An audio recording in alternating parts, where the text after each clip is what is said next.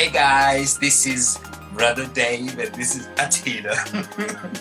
And welcome to DNA. And we baby, you go for it. This is your thing, baby. This is your thing. Okay, it's my time to shine. Okay, so today we'll be talking about emotional strength and what it means to be emotionally strong in a relationship, because some young people have misunderstood strength with maturity, maturity with strength, and we're talking all emotional things today. So have your tissues ready. It's about to get emotional up in here. So I think we should start with the toe. Now the question is, guys, please answer. Do you think males are stronger emotionally than females? What do you guys think? Do you think males are stronger emotionally, or is it females who are stronger emotionally? Let us know in the comments. And oh my ladies, oh my ladies, let's go. Oh my ladies, let's go. Girls, power up. I think this is the only topic that we disagree on, baby. No. Nah, we don't really disagree on it. We're on the same page. We are, but no, hell no. I can imagine all the girls right now just going off in their bedrooms and just like, how dare they? But it's okay. It's okay. So, baby, do you want to get into it? Yeah, let's get into it. Okay, I'll first voice my opinion. I think women are emotionally stronger because naturally we're emotional creatures. So we absorb things more. We feel things more. We are natural emotional creatures. So obviously we absorb more. So obviously, women. Me, I will just start off by saying, I think emotional strength is the measurement of how someone handles themselves during a situation. Not before, but during the situation. So someone's ability to fall and pick themselves up. Fall and pick themselves up. I have some articles open, but we'll read those later. But that's what I would say emotional maturity is. Now, in a relationship, I would say emotional maturity is one's ability to not think about themselves, but instead put the other person forward instead of themselves. Okay. Does that make sense? I know I'm kind of contradicting myself here, but I think emotional maturity is about how you conduct yourself and how you let the other person, feel. Where's my English? Sorry, I literally blinked out. I can't stop staring at myself because I look that good. I'm actually literally staring at you as well. I'm not hearing a word you're saying. I'm just looking at how beautiful you're looking right now. Thank you. I'm glad you're realizing what I'm realizing too. I hope everybody else realizes that. Seriously, stop. But I need to stop looking at myself. I look at you, baby. Wow. You're less distracting. I will say emotional maturity in a relationship is putting the other person's feelings first and being able to say you're wrong and being able to, admit your wrongs and finding a solution instead of dwelling on the problem. Baby, do you concur? Do you disagree?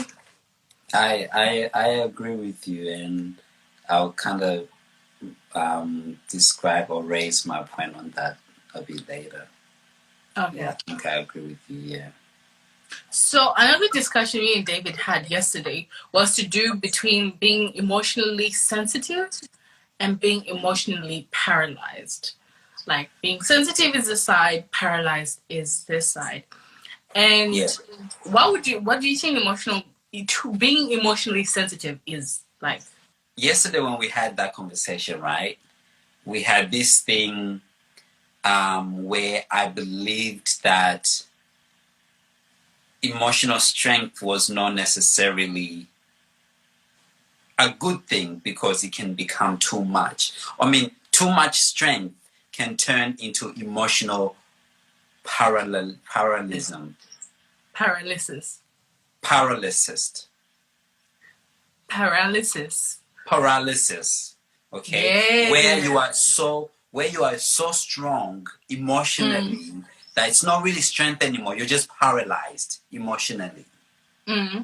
Meaning, like, when somebody's paralyzed, they touch fire, but they won't feel the fire because they're just paralyzed, right? But that does not necessarily mean they're strong. It's just that they're unable to actually feel the pain. So sometimes you can be too strong that it turns into paralysis. Yeah.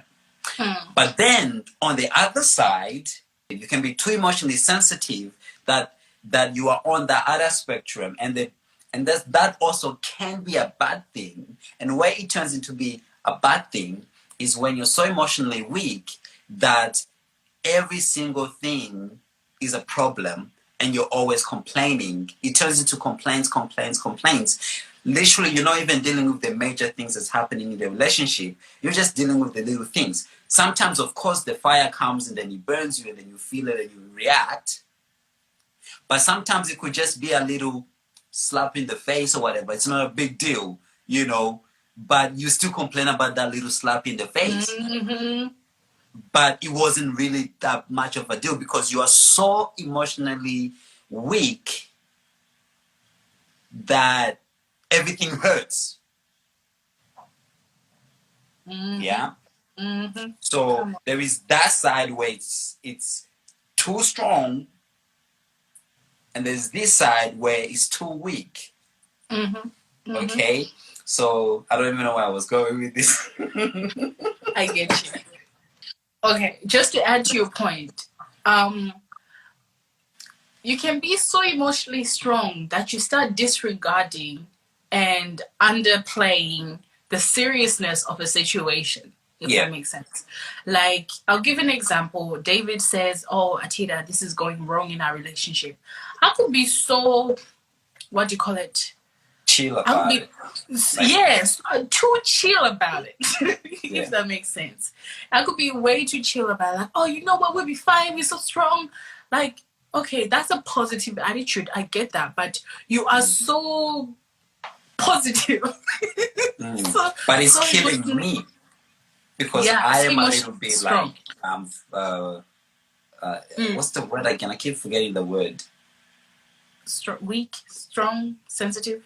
Sensitive, yeah. Write it down, baby. I am here. I am emotionally. Wait, let me ask you. Like, you're so strong, you disregard what is actually going on. You underplay. Like, oh, it's not a big deal. We'll be fine. But to David, it's actually hurting him. The situation is hurting him. But because you're so wound up in your, positivity, God is able, which I'm not saying is a bad thing. We're not saying don't be positive. We're saying when the attention and the seriousness and the digging is due in a situation, let it be due. Like, you need to be able to come to the table and be like, okay, this is a problem, let's deal with it. And then later on, you can be like, okay, you know what, it's okay, we'll fix it, blah, blah, blah, blah, blah. But don't be so positive, if that's the right word. Don't be so strong to the point that you just would brush everything off. Oh, God is able. You're not actually dealing with the situation. And on the other end, emotionally strong, emotionally weak, like he said, that every little thing becomes argument, becomes a complaint. It sounds like you're never happy, and all you're saying is, "Oh, why did you say that? You too." Don't be Don't like people who are Yeah. So somebody's awesome, and they've commented in the questions, which is, guys, go and do it. They said, it really says it so well, like what I was saying.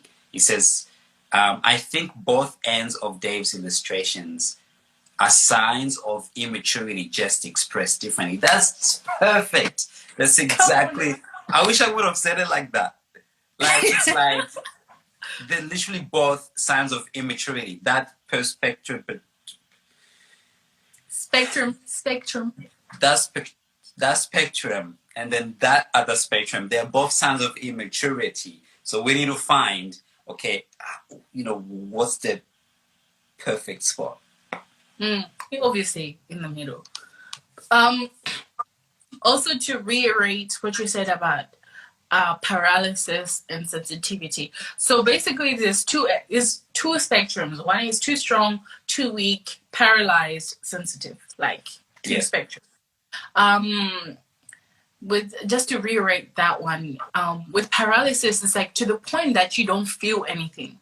Yeah. If that makes sense. Like something happens in the relationship, you don't address it, you don't feel it, doesn't bother you. Like whatever. I'll give you an example because we don't want to just talk words, but I'll give you an example, which is real to us, especially in this coronavirus situation. So this is literally what we're dealing with. And what we're dealing with is the feeling of the distance, because she's in Perth, I'm in Melbourne. We're starting to live this mediocre relationship where there is no fun in it. It's just, you're my girlfriend. And it's just like, whatever. For me, I'm a little bit emotionally sensitive. So if I feel like I ain't having fun in this relationship, I will tell you. But for you, you're a little bit more strong. So you're trying to be strong for us, saying, babies, everything's going to be all right. Let's just pull through until Corona ends. But for me, it's like, I don't want to wait till Corona ends for us to have fun, right? But you're emotionally strong.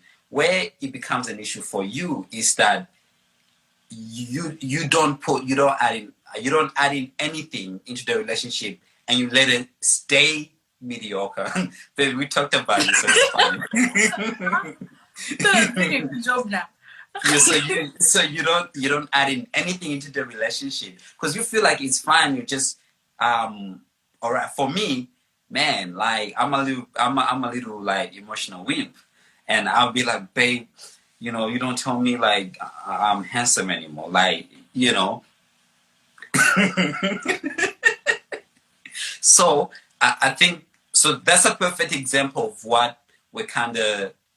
That's an example of what we're talking about, where somebody can be a bit like too strong that they ignore what's really happening in the relationship, and somebody can be too weak where they complain about everything. Mm-hmm. Yeah. Like he ain't wrong. Like honestly, David is more observant about this relationship than I am. Call me blind, call me like I can't see nothing. To me, I'm like, we're perfect. But he's like, okay, babe, something is off here. Sometimes it can get to the point that I'm like, is it everything that's wrong? And then even to me, it's like, Atida, you don't complain about everything. Even though I know some things are wrong, I'm just paralyzed, I guess is the word. I'm paralyzed to picking up the problems that are going on. And he can be on the other side of the spectrum that he's picking every little thing. And it's like, how do we get to the middle, David? How can I be able to be emotionally aware of what is going on and not too paralyzed with my own things? Okay, how do we do that? Guys, you tell us where you doing counseling with for real. Let us know. Like, we want your advice. You are the counselor today. You give us advice. You're the Dr. Phil, okay? With the patients, help us, okay? We are struggling.